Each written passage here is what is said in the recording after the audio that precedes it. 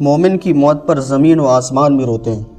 حدیث پاک کا مفہوم ہے کہ جب نیک انسان فوت ہوتا ہے تو اللہ رب العزت کے فرشتے جنت کی خوشبوئیں لے کر آتے ہیں اور وہ اس کے سینے پر رومال رکھ دیتے ہیں۔ روح کو اتنا آسانی سے قبض کرتے ہیں کہ جس طرح مکھن میں سے بال نکال لیتے ہیں۔ اس کے بعد مردے کو کفن دفن کی تیاری کی جاتی ہے۔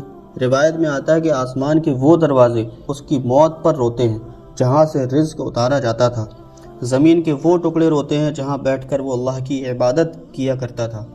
نیک لوگوں کی جدائی پر آسمان و زمین بھی روتے ہیں، اور کفار جب مرتے ہیں تو آسمان اور زمین کو ان پر رونا نہیں آتا۔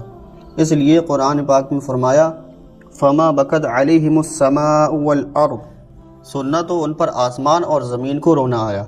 اس کے تحت مفسرین نے لکھا ہے کہ مومنوں کی موت پر، ان کی جدائی پر اللہ کا عرش بھی روتا ہے۔ ایک حدیث پاک میں وارد ہوا، حضرت سعد رضی اللہ تعالیٰ عنہ ایک صحابی تھے، وفات پا گئے۔ نبی صلی اللہ علیہ وسلم ان کے جنازے کے لیے چل رہے ہیں اور پنجوں کے بل چل رہے ہیں۔ ایک صحابی نے عرض کیا، اے اللہ کے نبی، پہلے تو کبھی ایسے چلتے نہیں دیکھا۔